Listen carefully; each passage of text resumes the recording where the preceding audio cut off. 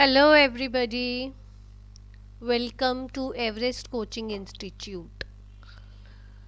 Today, we will discuss Class 12th Economics, first chapter Introduction to Macroeconomics. बेटा micro आपने +1 में पढ़ी हुई है, +2 में आपकी मैक्रो इकोनॉमिक्स है. सो फर्स्ट चैप्टर उसका है इंट्रोडक्शन टू मैक्रो इकोनॉमिक्स. सो पहले हम मैक्रो इकोनॉमिक्स की इंट्रोडक्शन ये चैप्टर इसमें डिस्कस करेंगे. तो हम ये पूरा चैप्टर स्टडी करने के बाद में after studying the thorough chapter what you will come to learn, आपको क्या सीखोगे आप इस चैप्टर में. मैक्रो इकोनॉमिक्स क्या होती है, what is the meaning of macro economics, what is the difference between micro economics and macro economics. आपने माइक्रो इकोनॉमिक्स और मैक्रो इकोनॉमिक्स +1 में पढ़ी हुई है. मैक्रो आपको अब पढ़ाई जाएगी. तो उन दोनों में फ़र्क क्या है, क्यों हम पढ़ रहे हैं, वो डिस्कस करेंगे. Then we will discuss the scope of macroeconomics and significance of macroeconomics. So first chapter में सिर्फ यही चीज़ें हैं जो हमने डिस्कस करनी है. So first of all we will discuss what do you mean by macroeconomics. Macroeconomics क्या होती है. So पहले बेटा macroeconomics डिस्कस करने से पहले मैं आपको एक बार रिकॉल करवाऊंगी कि माइक्रोइकोनॉमिक्स क्या होती है.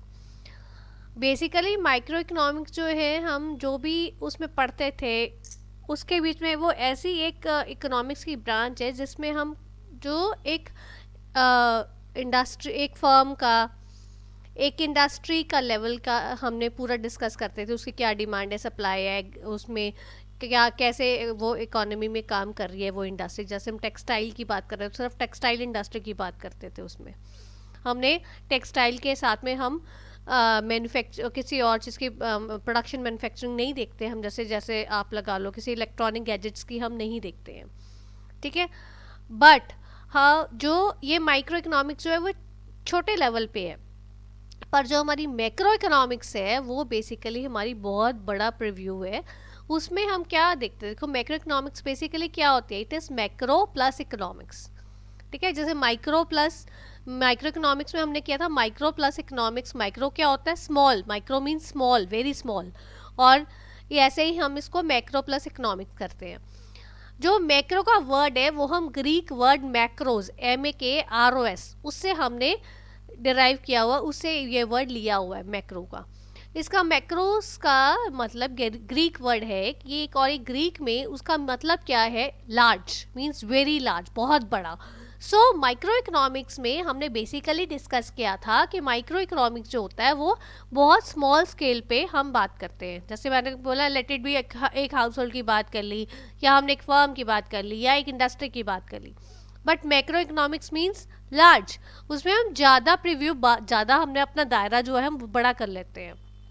सो मैक्रो इकोनॉमिक्स को हम कह सकते हैं ये एक ऐसी इकोनॉमिक्स की ब्रांच है जो डील करता है कि इकोनॉमी कैसे फंक्शन करती है लार्ज स्केल पे. मीन्स हमने इसमें सिर्फ एक इंडस्ट्री की बात नहीं करनी है, हमने इसमें सारी इंडस्ट्रीज की बात करनी है, पूरी इकोनॉमी की हमने वर्किंग देखनी है, फंक्शनिंग देखनी है. सो माइक्रो इकोनॉमिक्स बहुत छोटा एस्पेक्ट है और मैक्रो इकोनॉमिक्स बहुत बड़ा एस्पेक्ट है. बट इससे आप ये मत समझना कि माइक्रो यूजलेस है. माइक्रो इकोनॉमिक्स यूजलेस नहीं है. माइक्रो इकोनॉमिक्स के बिना मैक्रो इकोनॉमिक्स आप नहीं कर सकते हो. So both goes hand by hand, side by side दोनों चलती हैं, और दोनों के चलने से ही हमारे को इकोनॉमी में मैक्रो इकोनॉमिक्स और माइक्रो इकोनॉमिक्स की इम्पॉर्टेंस पता चलती है.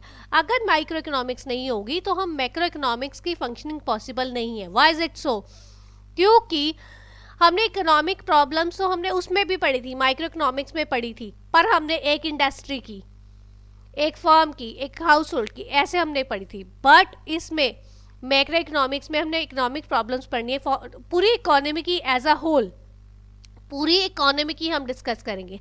सो मैक्रो इकोनॉमिक्स जो है वो बड़ा दायरा है और माइक्रो इकोनॉमिक्स जो है वो छोटा दायरा है. ओके. सो ये हमारी जनरल ओवरव्यू थी मैक्रो इकोनॉमिक्स क्या होती है. ये हम सारा डिस्कस करेंगे डिटेल में जैसे जैसे आप आगे जाओगे, ठीक है. ये हमारी मैक्रो इकोनॉमिक्स क्या होती है, और माइक्रो इकोनॉमिक्स भी मैंने आपको साथ के साथ बताई है. पहले भी आपने पूरी रिकॉल अपना करो, आपने +1 में पूरा किया हुआ, ठीक है. तो अब हम डिस्कस करेंगे कि दोनों में मैक्रो इकोनॉमिक्स और माइक्रो इकोनॉमिक्स में डिफरेंस क्या है.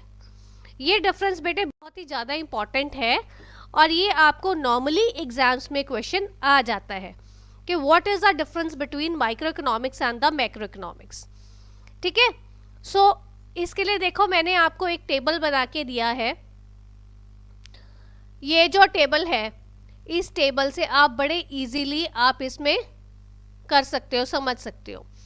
सो पहला है, देखो मैंने बेसिक इसमें ओवरव्यू दिया हुआ है माइक्रो इकोनॉमिक्स और मैक्रो इकोनॉमिक्स में। माइक्रो इकोनॉमिक्स में problems are studied at individual level और macroeconomics problems of the economy as a whole are discussed.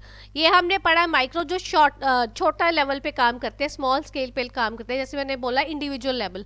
आप हाउस होल्ड का लेवल देख सकते हो, आप एक फर्म का लेवल पे देख सकते हो, आप एक इंडस्ट्री के लेवल पे देख सकते हो। जैसे अभी मैंने आपके साथ डिस्कस किया है कि इसके बीच में जो है हम पूरी डिफरेंट टाइप्स ऑफ इंडस्ट्रीज की बात नहीं करते हैं। अगर हम एक टेक्सटाइल की बात करें तो हम टेक्सटाइल इंडस्ट्री की ही बात करेंगे, हम उसके बीच में इलेक्ट्रॉनिक्स की बात नहीं करेंगे, उसकी प्रॉब्लम्स नहीं डिस्कस करेंगे। ठीक है, जो मैक्रो इकोनॉमिक्स है, मैक्रो इकोनॉमिक्स में पूरी इकोनॉमी की प्रॉब्लम्स हमने डिस्कस करनी है, सारी की सारी डिस्कस होंगी उसमें। ठीक है, second is micro economics uses micro economic variables. Micro economic variables अब हमारे बेटे कौन से हैं?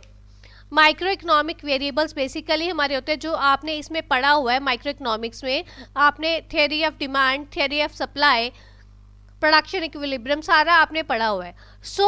जो माइक्रो इकोनॉमिक्स वेरिएबल्स कौन से होते हैं? वो कंज्यूमर की डिमांड या प्रोड्यूसर की सप्लाई क्या है, ये सारे हमारे माइक्रो इकोनॉमिक वेरिएबल्स आते हैं। ऐसे ही जो हमारे मैक्रो इकोनॉमिक्स में, इसमें मैंने आपको पहले बताया माइक्रो इकोनॉमिक्स स्मॉल स्केल पे होती है, तो उसके कारण हमने इंडिविजुअल बात की है। तो मैक्रो इकोनॉमिक्स में पूरी इकोनॉमी की बात करनी, तो उसमें कौन से हमारे मैक्रो इकोनॉमिक वेरिएबल्स यूज होंगे?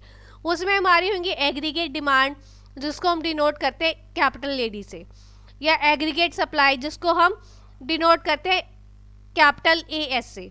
ठीक है, तो एग्रीगेट डिमांड क्या होती है?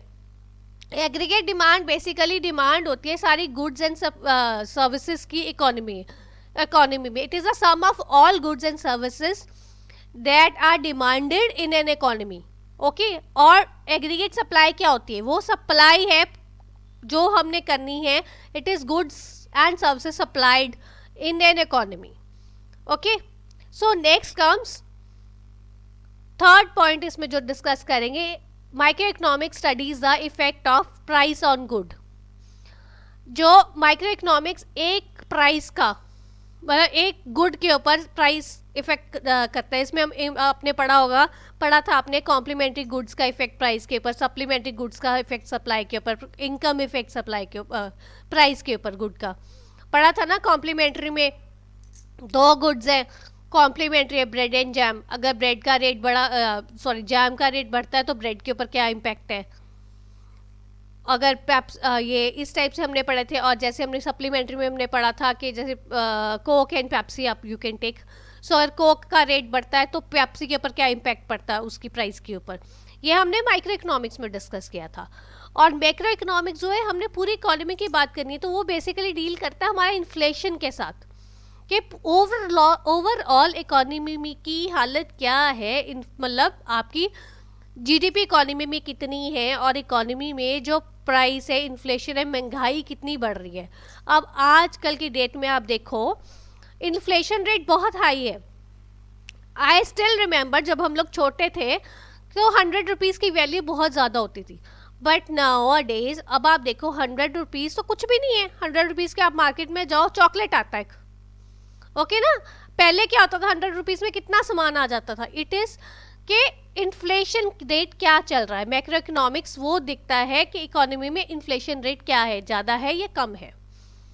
ठीक है, next comes fourth point is micro economics deals with the supply of goods.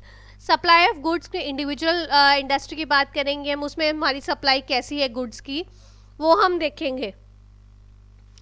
ठीक है, और मैक्रो इकोनॉमिक्स जो डील करती है वो हमारी production capacity of an economy में प्रोडक्शन कैपेसिटी कैसी है हमारी, वो हम डिस्कस करते हैं।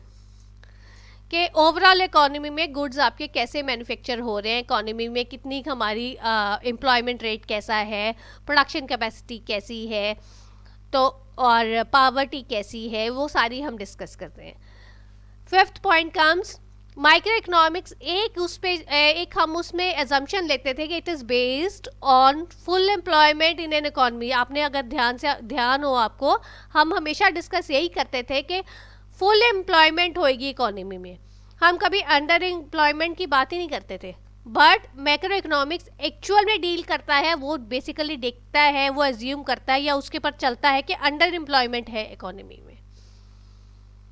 Last point comes central issue in micro economics is the allocation of resources, कि हमने कैसे अपने रिसोर्सेज को एलोकेट करना है, वो ये देखता है। और मैक्रो इकोनॉमिक्स क्या देखता है, मैक्रो इकोनॉमिक्स इशू का उसका सेंट्रल इशू क्या है कि ओवरऑल इकोनॉमी में लेवल ऑफ आउटपुट हमारा कैसा है, कम है या ज़्यादा है। So this is the main difference between micro economics and macro economics. ये आपको एग्जाम में क्वेश्चन आता है। ये इसकी बात बेटा आपको ज़्यादा डिटेल में समझ आएगा तब जब आप आगे चैप्टर पढ़ोगे, ठीक है। So this is all about today's video. If you find any difficulty, you can give your feedback in the comment box. Thanks for watching.